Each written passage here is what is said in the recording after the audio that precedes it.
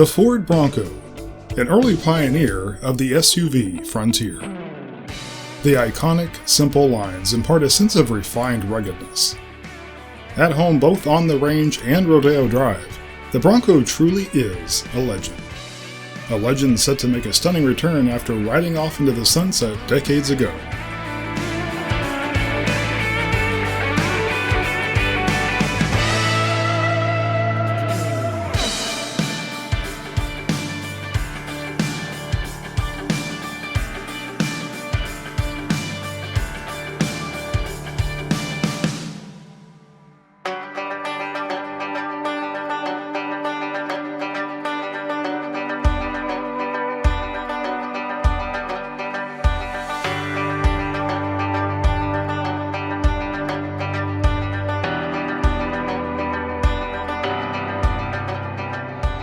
Bronco's development began in the early 1960s. The idea was to create a competitor to Jeep's popular CJ5 and the International Harvester Scout. It would be Ford's first utility vehicle since the GPW produced for the US government back in the 40s. Styling would fall somewhere between the simple ruggedness of the CJ5 and the more refined Scout. Bronco was conceived by Ford's product manager Donald Frey, who also initiated development of Bronco's forthcoming stablemate, the Mustang. Bronco production was approved in February of 1964 by Lee Iacocca. These early styling exercises revealed that several body variations were planned from the start, including a sporty doorless roadster variant.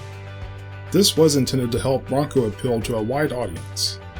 From basic ranch roaming to a night out on the town, the Bronco offered something for everyone. The chassis was unique to Bronco and featured four-wheel drive, a shift-on-the-fly transfer case, and locking hubs as standard equipment. A heavy-duty suspension was optional, as were air springs. Interior styling was minimalist yet stylish. As was typical of the time, most surfaces were painted metal, and the entire interior could be easily cleaned out with a water hose. Various styling and body configuration design studies would continue through 1964 and 1965, until right before introduction for the 1966 model year.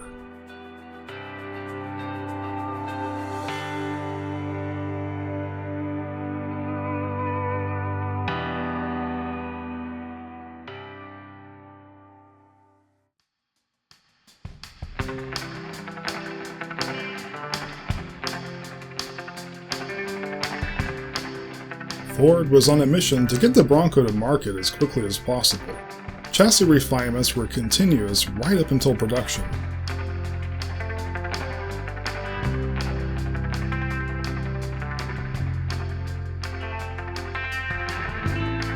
Ford's marketing team would work hard to establish the Bronco as the new authority during the early days of the SUV frontier. Ford offered many ways to personalize Bronco. Though standard features were kept to a minimum, a diverse array of options were available, such as rear bench seats, a tachometer, and a CB radio. The Old West was featured prominently in the pop culture of the 60s and served as a great distraction to the harsher realities of the era. The connection to the frontier aesthetic proved popular, and it wasn't long before Broncos were a familiar sight both on and off American roads. Though just like today, while some Broncos did roam the countryside, most served the far less glamorous role as the family grocery hauler. Regardless of how the Bronco was actually put to work, no one could deny the adventurous spirit it exhibited.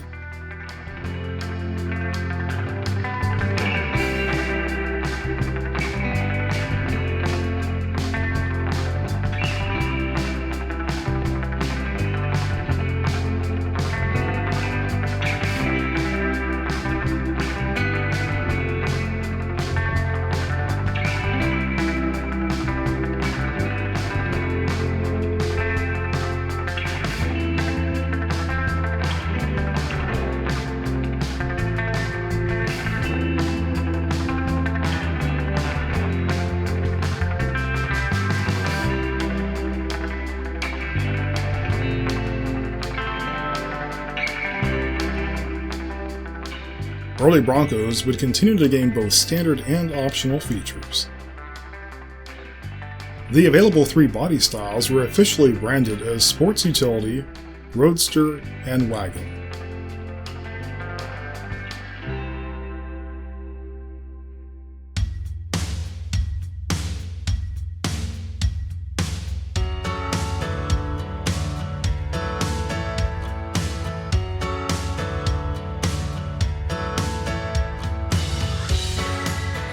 At launch, Bronco featured a Falcon-derived 170 cubic inch inline six, which was modified for better off-road performance.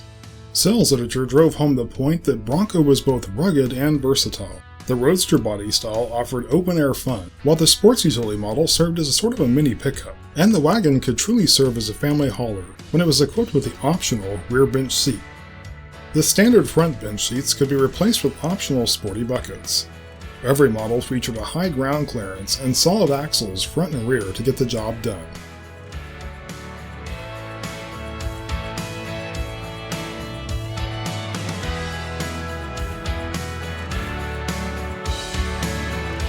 Special models were commissioned for military use, and police configurations were also on offer. Accommodations for special configurations such as snow plowing and towing were baked into the chassis.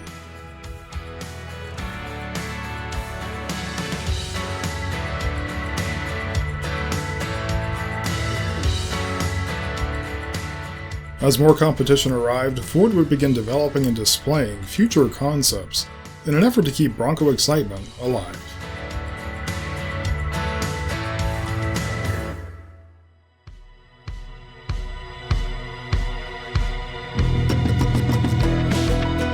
As the 60s turned psychedelic, Bronco continued to appeal to the urban cowboy. Racing also became a major theme in the efforts to market Bronco as something more than a simple horse replacement. Broncos participated in major off-road events such as the Baja 500 and 1000. Ford figured that if the concept of race on Sunday, sell on Monday worked for cars, why not Bronco?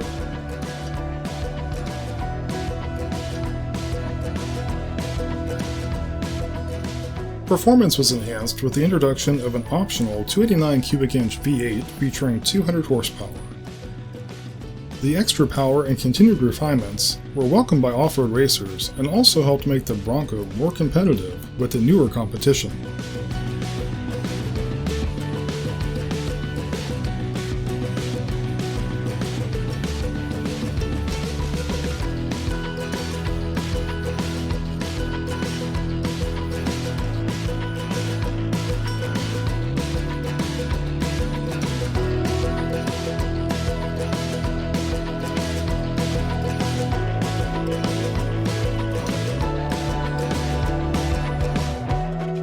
Bronco would gain a sport option package in 1967 for the wagon model, which featured wheel covers, more bright trim, and red grille accents. As the 1970s neared, there were few changes. The simple, upright styling and short wheelbase, however, were starting to age when compared to models from GM, Jeep, and others.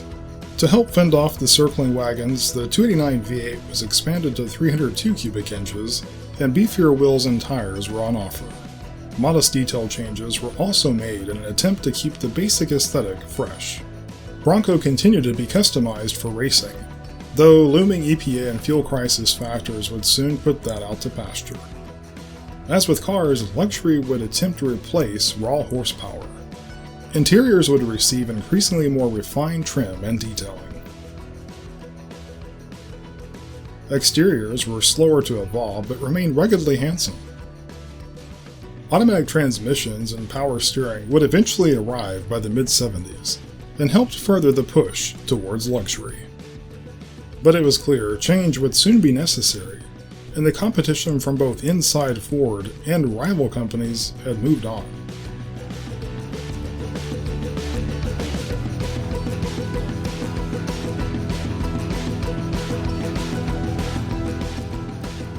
The Old West aesthetic that had served Bronco so well was now hastening its ride off into the sunset. Ford realized this and would quickly start signing off on plans to explore development of a new generation. While some were excited at the idea of a brand new Bronco, others were angry at the prospect of change. As is always the case when revisioning an icon, you just can't make everyone happy.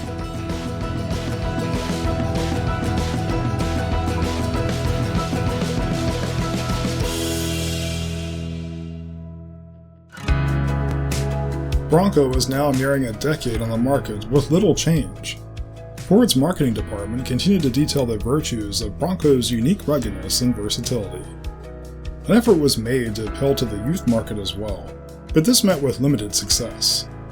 Ford's arch-rival GM was luring away its former cowboys in droves, as Blazer promised new frontiers in luxury and refinement. It was clear Ford had to do something, and soon.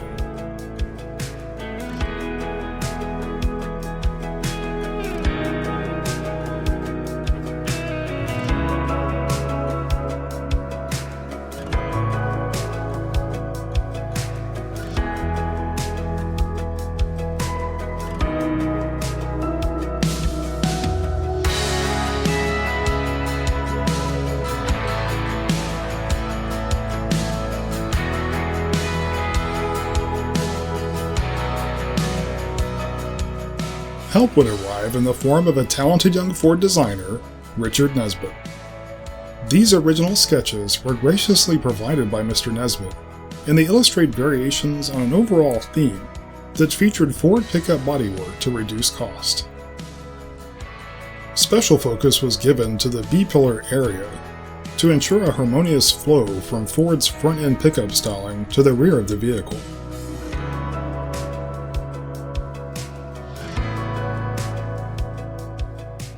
Luxury styling trends of the time are especially evident in the proposed opera window treatment in this rendering.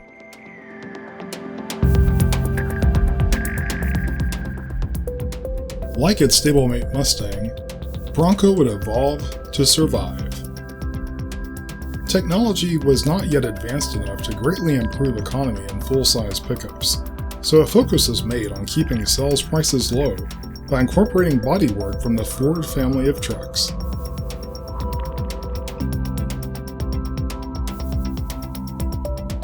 This design proposal actually featured bodywork more reminiscent of the Econoline van rather than the pickup, and it's an interesting glimpse at what could have been.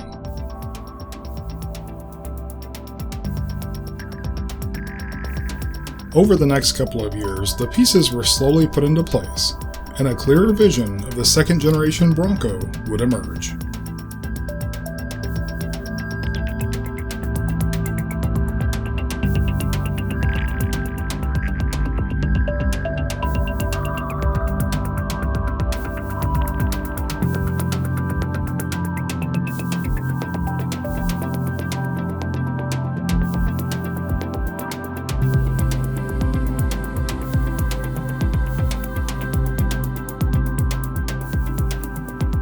Among these Bronco prototypes, another design by Richard Nesbitt makes a cameo appearance here: the Carousel minivan, an idea that would eventually evolve into Aerostar.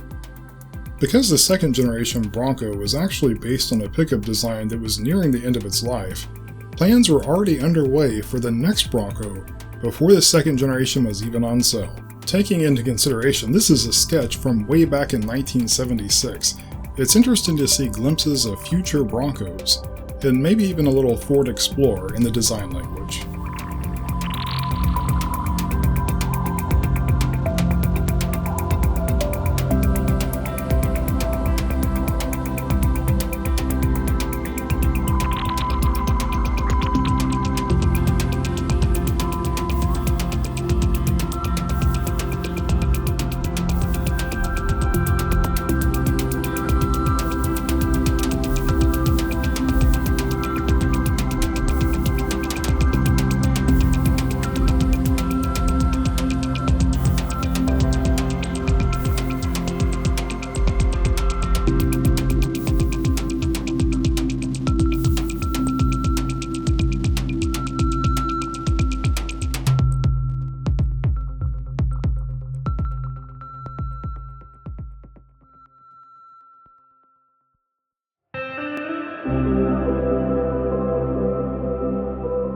The second-generation Bronco finally arrived for 1978, after a 4-year delay caused by the energy crisis.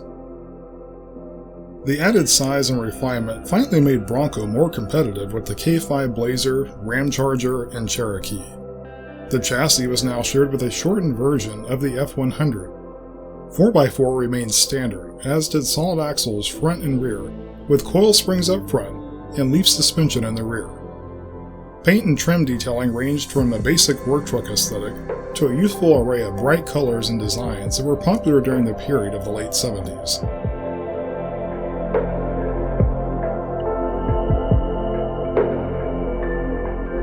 Trim levels included Custom as the base model, and Ranger XLT as the upper-end offering, which introduced rectangular headlamps as standard equipment. Engine choices consisted of two V8s, the 351M and the 400.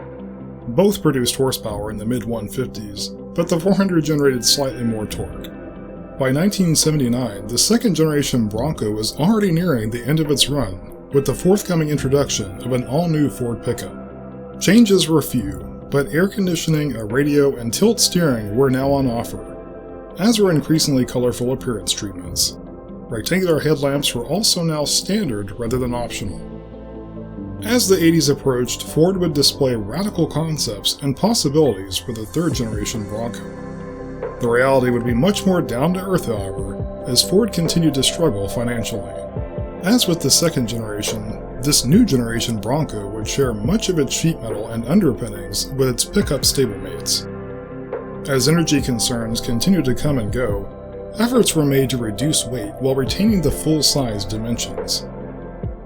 The solid front axle was finally replaced with Ford's twin traction beam independent setup. In the rear there were still leaf springs and a 9-inch axle.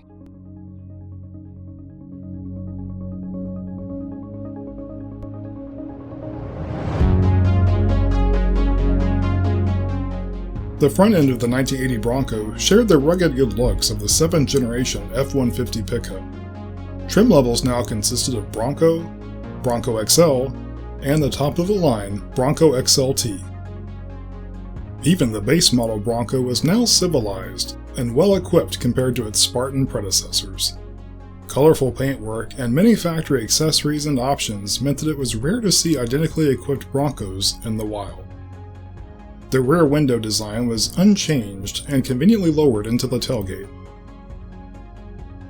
New wheel designs and other details would be introduced over time, as would trim options such as the blacked-out grille seen on these examples.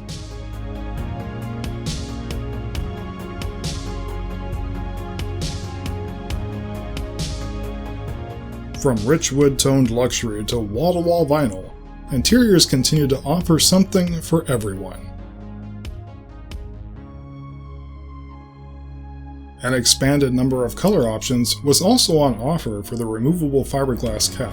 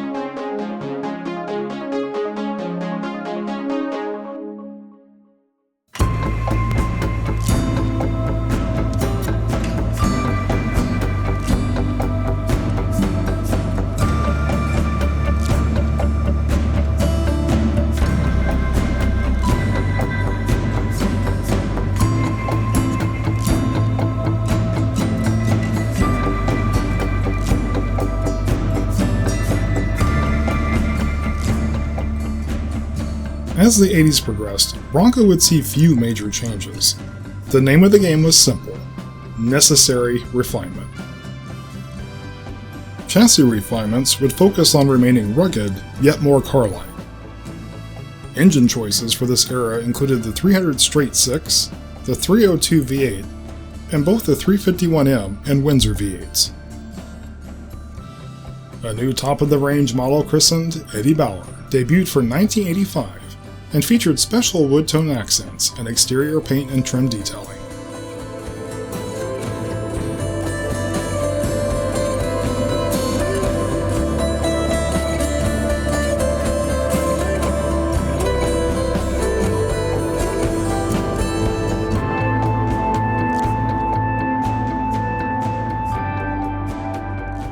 The Ranger-based Bronco 2 was now on offer as well, and it was intended to appeal to those requiring less space and more economy. The Bronco 2 featured similar suspension and interior design concepts to its bigger brother.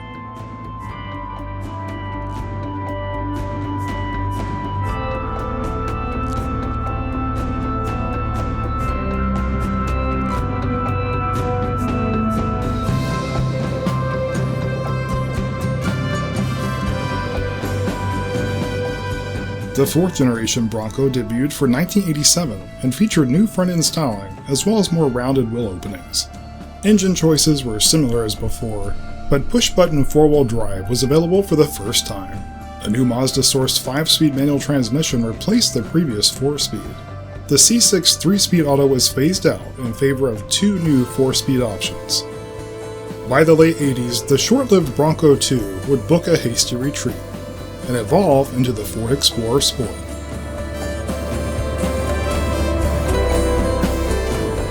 By the late 90s, Bronco's future was once again uncertain. As before, wild concepts would emerge, but the 5th generation Bronco would arrive with a far more conventional aesthetic. Ford continued to retrofit the aging Steed with safety features such as crumple zones and airbags, but the fundamental design dated all the way back to 1977. And like the beloved Country Squire station wagons before it, it was becoming clear this faithful workhorse was also nearing its end of service. Efforts were made to save it, but in the end it was time for Bronco to say goodbye. For now.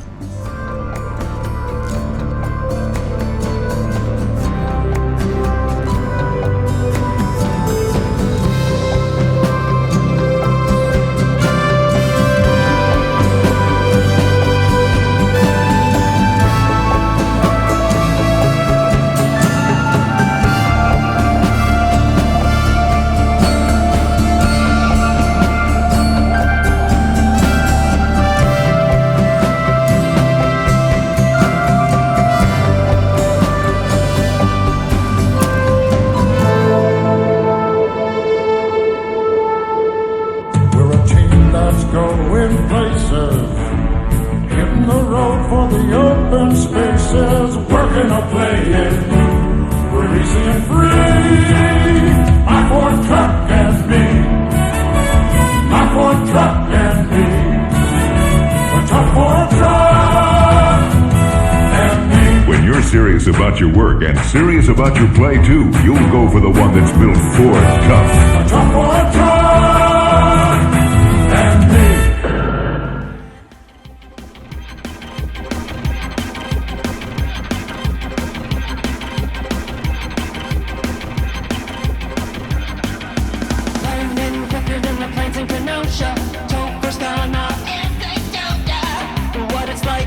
At the top, go all electric, watch your models drop. Shift into second, and soon we'll be experience all triviality. Come on, you gotta go in the back of my mom's Pinto. Drive a Jeep, remember the war. Need a couch, what are land yachts for? Faster than a trucker, quick as an air.